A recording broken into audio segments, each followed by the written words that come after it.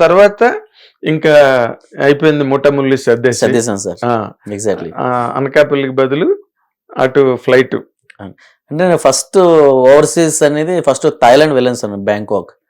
అంటే నేను ఇంటర్నేషనల్ గా వెళ్ళాలి, అక్కడ మనం కొద్దిగా అది ఎలా వచ్చింది ఛాన్స్? అది కూడా అంత సులభం కాదు. కాదు సార్, యాక్చువల్ గా నేను ఒక త్రూ ఫ్రెండ్ నాకు రికమెండ్ చేశారు సార్. నన్ను అంటే నేను షేర్ చేసుకున్నాను నా ఫ్రెండ్ తోటి. నేను ఇక్కడ కష్టంగా ఉందిరా, ఇక్కడ ఇబ్బంది అవుతుంది మనకి. అందులో ఏంటంటే నేను అంటే చిన్న బ్యాడ్ ఎక్స్పీరియన్స్ ఏంటంటే సార్, రాజు సుందరం కొరియోగ్రఫీలో నేను సైడ్ డాన్సర్ గా వెళ్ళాను సార్. నేను అతడు ఫిల్మ్ అనుకుంటాను మహేష్ బాబుది.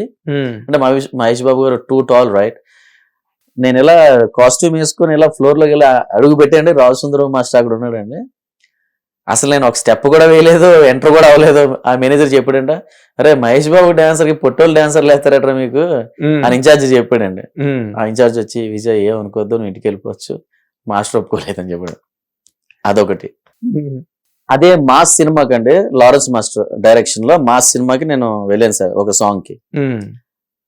అయితే సాంగ్ జరిగిందండి, అయిపోయిందండి. లారెన్స్ మాస్టర్ ఆ ఇన్ఛార్జ్కి అన్నాడండి, ఆ అబ్బాయి బాగున్నాడు, వైట్ గా కలర్ గా ఉన్నాడు, నెక్స్ట్ సాంగ్ మనకి ఈ కైండ్ ఆఫ్ బాయ్స్ కావాలి, ఆ అబ్బాయిని వేయండి మీరు నెక్స్ట్ సాంగ్ అని చెప్పారంటండి.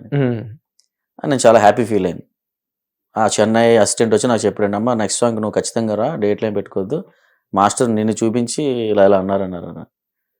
అయితే నేను హైదరాబాద్ లోకల్ ఇన్ఛార్జ్ ఉంటాడు కదా, అతను నాకు చెప్పలేదండి. అంటే ఇటు మాస్టర్ దగ్గర మార్కులు కొట్టేసాడని చెప్పి ఆడ కంప్లీట్గా అసలు నేను ఫోన్ అంటే నాకు అవకాశం వచ్చిందంటే లారెన్స్ మాస్టర్ కంట్లో మనం పడ్డాం అనమాట. ఏదో మన డ్యాన్స్ గురించి కాదు, ఎట్లా మన కలర్ వల్లనే పడ్డాం అనమాట అతని దగ్గర.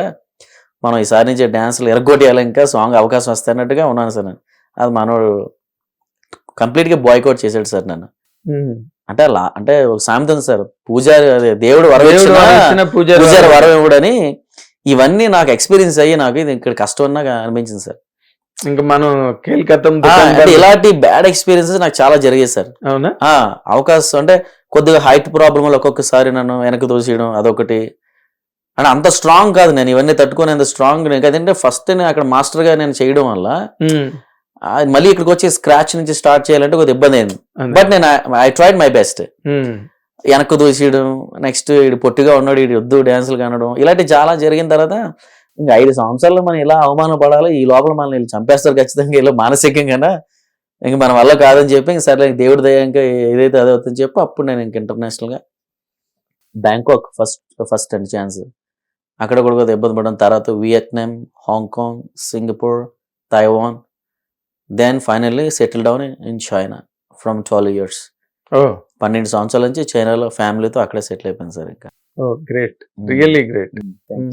How was life in China? And now still you are performing there? Of course, sir. Yeah. Okay. I have my own studio out there, like yoga and dance together. And my wife also is a yoga teacher. So we together work for our own studio. Okay. Yeah. Okay.